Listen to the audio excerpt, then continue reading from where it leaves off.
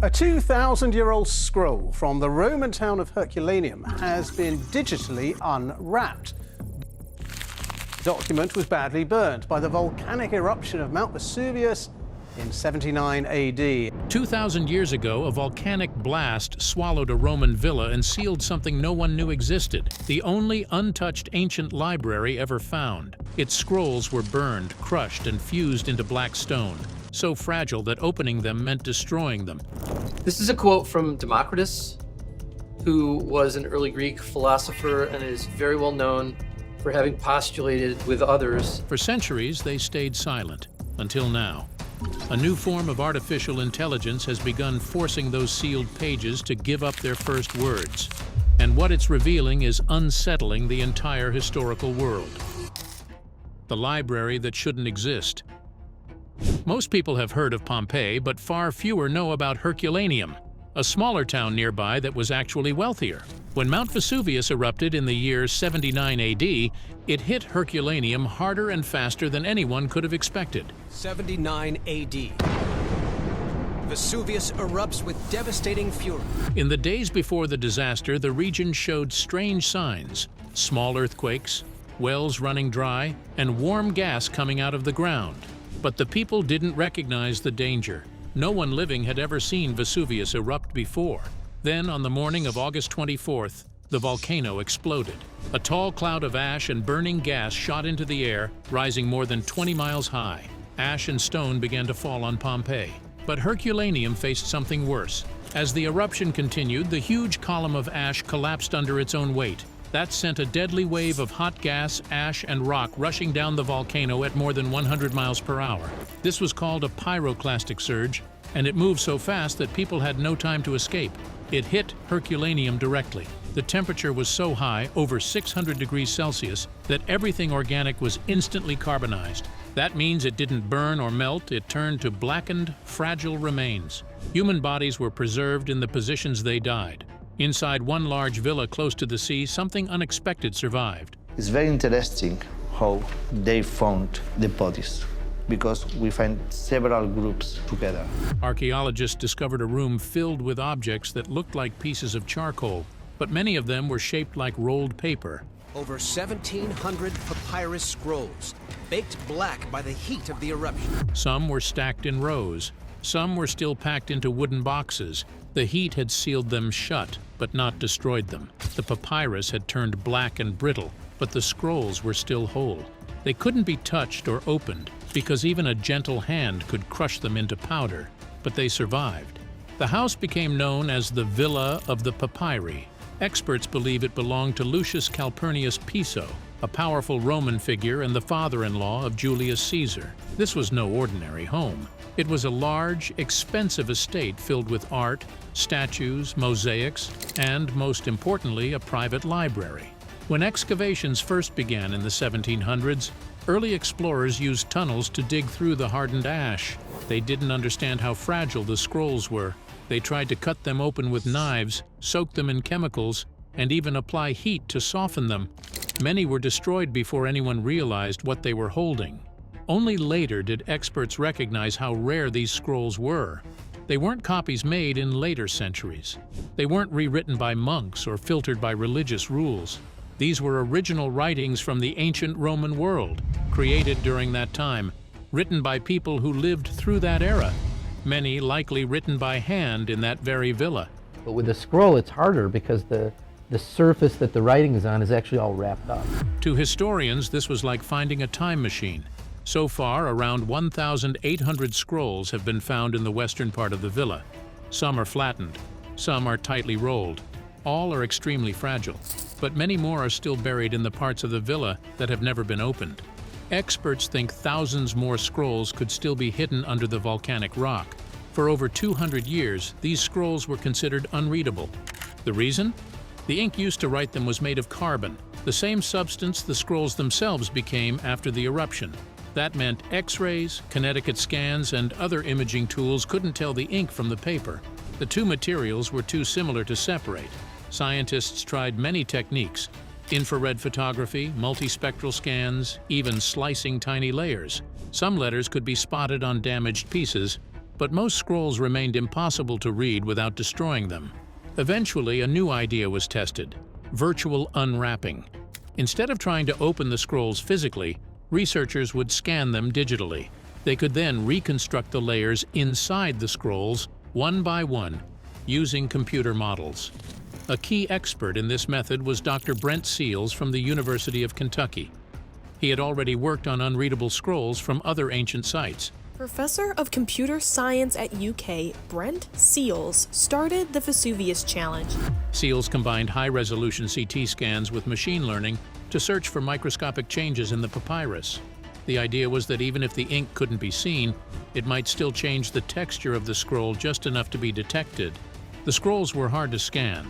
Many were crushed, folded, or twisted out of shape. But with time, the process improved. The computer could map the scroll's shape and slowly flatten it into a readable surface. Then AI was trained to recognize where letters had once been written, using data from known samples of ancient ink. This was not quick work. Each scroll took months of effort. It required powerful computers and careful calibration. But the promise was incredible. For the first time in history, researchers could read sealed scrolls without ever opening them. What made this library so unique was not just how old it was, but how pure. Most libraries from the ancient world were lost or copied over. We know that there were many libraries in the classical period that held many works from the ancients. The texts that survived were edited, shortened, or censored. But the Villa of the Papyri held untouched writings, just original thoughts, exactly as they were written 2,000 years ago. Historians believe these scrolls may include Greek and Latin works, including writings that don't exist anywhere else. And because Piso was a known supporter of poets and philosophers, some of these texts could be rare or even completely unknown. This library should have been destroyed like everything else in its path. Instead, it was sealed by the very disaster that erased the rest of the town. And now, after 2,000 years of silence, it's exposing its secret. How AI finally read the unreadable? For 2 centuries, experts thought the Herculaneum scrolls were lost forever. The ink had faded. The papyrus had turned to ash. Every time someone tried to unroll one, it fell apart. The ink didn't show up under any scanner. X-rays, Connecticut, even infrared. That's because the ink and the paper were both made from carbon. But one researcher didn't give up. Dr. Brent Seals had an idea no one else was willing to try. What if we didn't open the scrolls at all? What if we scanned the inside, mapped the shape of every layer, and let a computer figure out what was hidden? That method became known as virtual unwrapping. It started with ultra-detailed CT scans. These weren't your average hospital scans. These were massive data sets, terabytes worth, capturing every tiny bend, tear, and fold inside the scroll. Imagine scanning a crumpled cinnamon roll with millions of thin slices, then asking a computer to stitch it back together, one layer at a time, without ripping it. Even after all that, the ink still didn't show up. That's when Seals and his team switched to artificial intelligence to spot ink directly and to find signs that ink had once been there. When scribes wrote with carbon ink, it sank slightly into the papyrus, leaving behind microscopic textures. To teach the AI what to look for, they trained it on thousands of known samples from similar scrolls. And soon, it learned. It started spotting patterns that even experts couldn't see. But nothing came easy. Early models gave false results. Some flagged shadows as text, others crashed under the weight of the data. Each scroll had to be unwrapped, layer by hand-coded algorithms. Every improvement took weeks.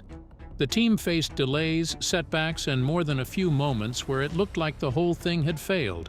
So in 2023, they opened the problem to the world.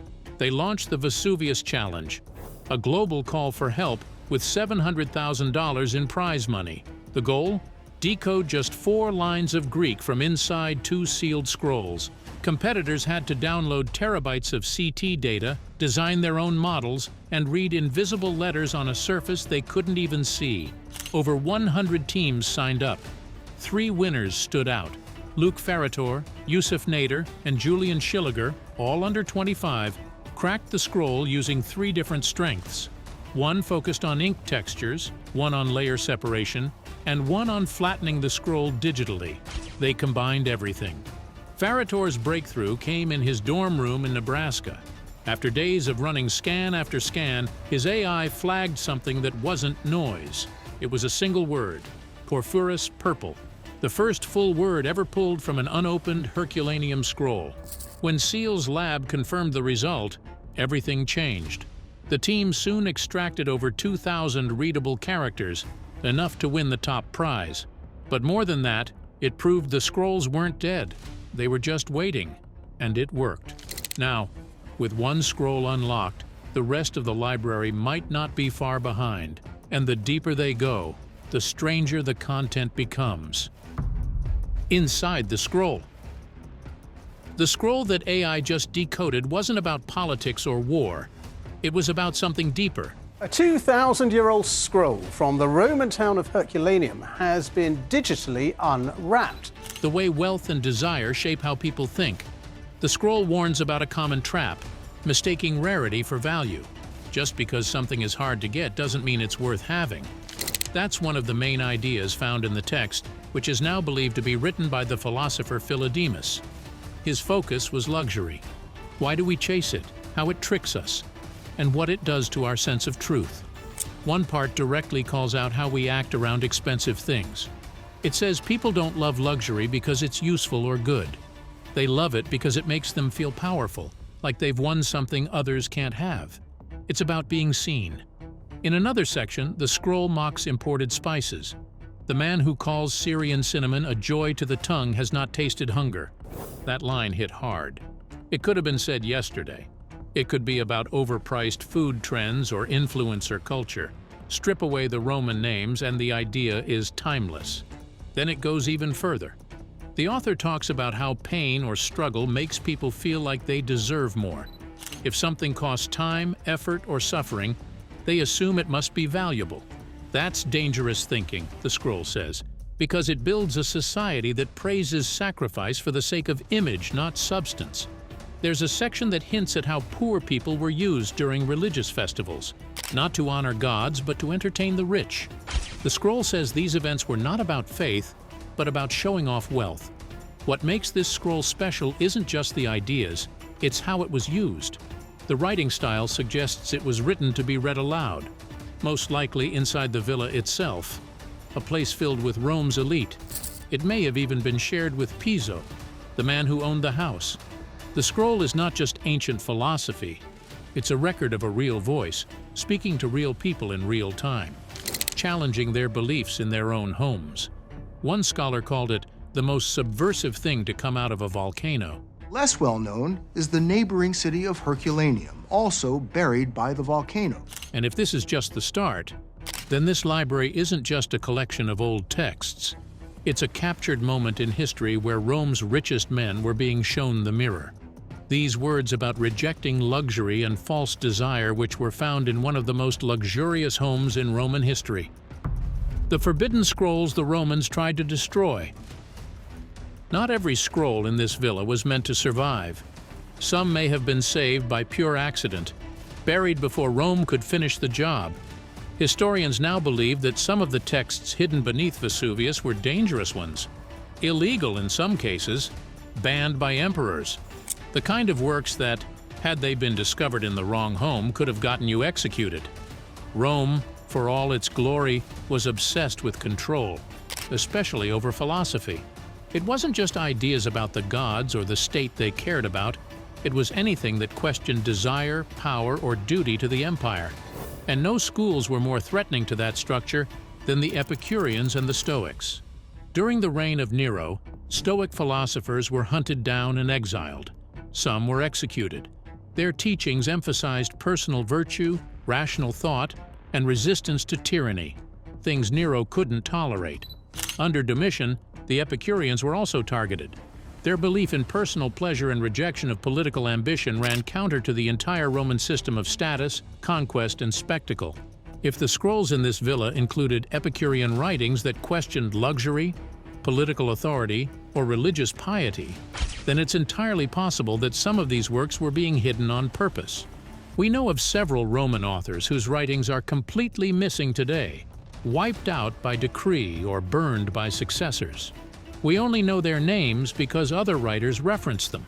Entire philosophical schools disappeared. Their works were confiscated, their students scattered, and their ideas erased from public life.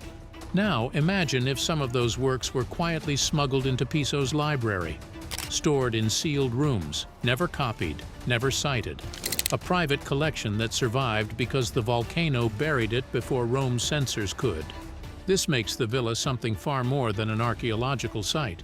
There's a theory that Piso, one of Julius Caesar's most powerful in-laws, wasn't just a collector of scrolls.